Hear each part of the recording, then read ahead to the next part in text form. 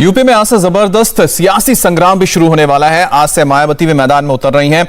8 दिन वोटिंग के बचे हैं और अखिलेश और योगी दोनों एक दूसरे पर प्रहार करने के लिए रोज नई रणनीति भी बना रहे हैं। योगी जनता से अपील कर रहे हैं कि वो 5 साल पहले वाली तस्वीर याद करके वोट डालें और अखिलेश का कहना है कि हम नया उत्तर प्रदेश बनाएंगे। 2017 के पहले हर तीसरे दिन एक दंगा होता था और दंगाइयों का मुंहतोड़ जवाब वही देगा जिसमें दम होगा ना। और जब संकट था तभी 2 लड़कों की जोड़ी गायब थी। एक लखनऊ से जाटों को पिटवा रहा था। सूची आई है, उसमें 99 उनके ऐसे प्रत्याशी हैं जिन पर आपराधिक मामले हैं। जो आंकड़े बताते हैं, जो स्टैटिस्टिक्स बताती है, वो ये बताती है कि उत्तर प्रदेश की कानून व्यवस्था पहले से ज्यादा ध्वस्त हुई है। आज से उत्तर प्रदेश में जबरदस्त घमासान मचने वाला है। एक और तो चुनाव आयोग से सियासी पार्टियों को कुछ भीड़ जुटाने की आजादी भी मिल गई है और दूसरी ओर आज मैदान में मायावती भी नजर आने वाली हैं। अब तक चुनावी लड़ाई में दूर दूर रहने वाली मायावती का प्रहार भी देखने को मिलेगा। मतलब लखनऊ की लड़ाई के लिए आज त्रिकोणीय मुकाबला नजर आने वाला है। बीजेपी भी होगी, समाजवादी पार्टी भी होगी और बहुजन समाज पार्टी भी होगी।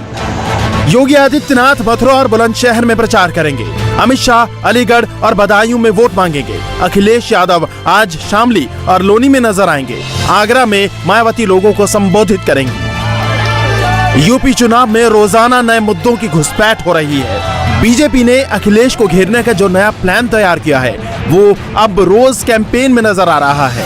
अब दंगा, अपराध, वंशवाद, गुंडागर्दी को लेकर योगी लगातार अखिलेश पर वार कर रहे हैं और अखिलेश सिर्फ सफाई दे रहे हैं।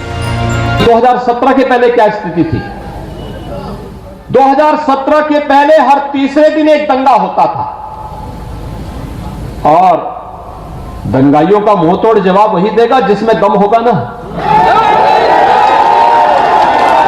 आपने 5 साल में कोई दंगा देखा? पहले तो हर तीसरे दिन दंगा होता था। क्या दंगा कराने वालों को वोट देंगे? बेटियों की सुरक्षा के लिए खतरा बने हुए लोगों को वोट देंगे? भारतीय जनता पार्टी बुनियादी मुद्दों पे बहस नहीं करना चाहती है। जो आंकड़े बताते हैं, जो स्टैटिस्टिक्स बताती है, वो ये बताती है कि उत्तर प्रदेश की कानून व्यवस्था पहले से ज्यादा ध्वस्त हुई है। अच्छी खासी डायल 100 व्यवस्था थी, इन्होंने उसको बर्बाद कर दिया। जो पुलिस को लगातार समाजवादी सरकार में सुविधा और बदलाव शुरू हुआ था, वो इन सरकार ने खत्म कर दिया। और स्टैटिस्टिक्स अगर देखें हम, सबसे ज्यादा असुरक्षित महिलाएं और बेटियां कहीं हैं तो वो उत्तर प्रदेश में हैं। समाजवादियों के लिए सीएम रोज नए विश्लेषणों का आविष्कार करके नया सियासी युद्ध छेड़ रहे हैं। सवाल यह है कि क्या योगी का वार अखिलेश पर भारी पड़ेगा? अखिलेश बीजेपी के हर दाव पर नया ताव दिखाते हैं। अब तस्वीर ऐसी है कि उत्तर प्रदेश में भारतीय जनता पार्टी बनाम समाजवादी पार्टी की लड़ाई आर पार की नजर आ रही है। और जब संकट था तभी 2 लड़कों की जोड़ी गायब थी। एक लखनऊ से जाटों को पिटवा रहा था, झूठे मुकदमों में उन्हें जेल के अंदर ठूस रहा था। गौरव और सचिन जैसे 9 युवक मारे जा रहे थे तो व्यक्ति उन दंगाइयों को अपने मुख्यमंत्री आवास पे बुला करके सम्मानित करता था।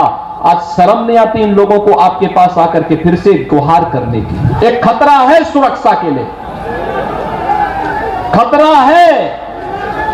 इस लाल टोपी का मतलब दंगा, इस लाल टोपी का मतलब हिस्ट्री सीटर, इस लाल टोपी का मतलब राह चलते हुए नागरिकों के साथ राहजनी, इस लाल टोपी का मतलब किसानों के खेत से ट्यूबवेल और वहां के पंपिंग सेट का चोरी हो जाना। मैंने ये कहा कि भारतीय जनता पार्टी जो दूसरों पे आरोप लगाती है, सबसे पहले उन्हें अपने गिरेबान में झांक करके देखना चाहिए। जो सूची आई है उसमें 99 उनके ऐसे प्रत्याशी हैं जिन पर आपराधिक मामले हैं।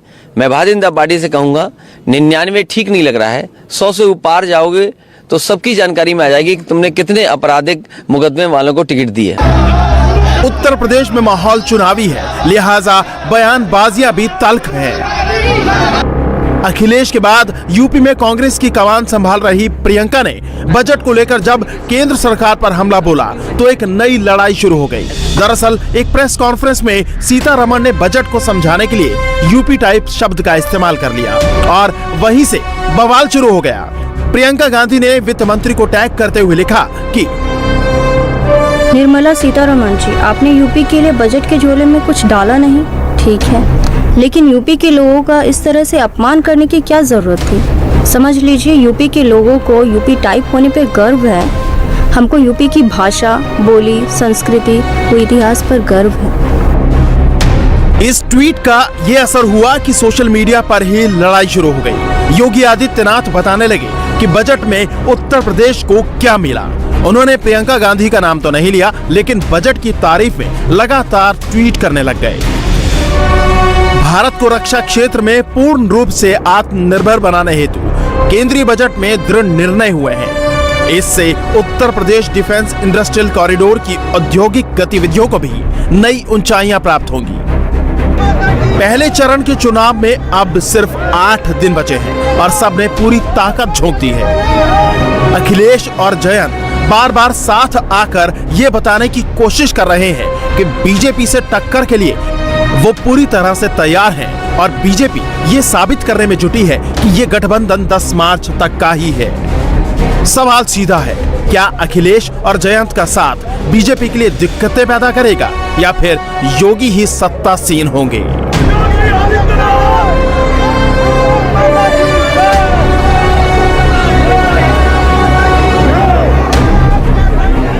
इंडिया टीवी हर वक्त हर जगह डाउनलोड करने के लिए सर्च करें India TV news Google play store या ऐप स्टोर पर।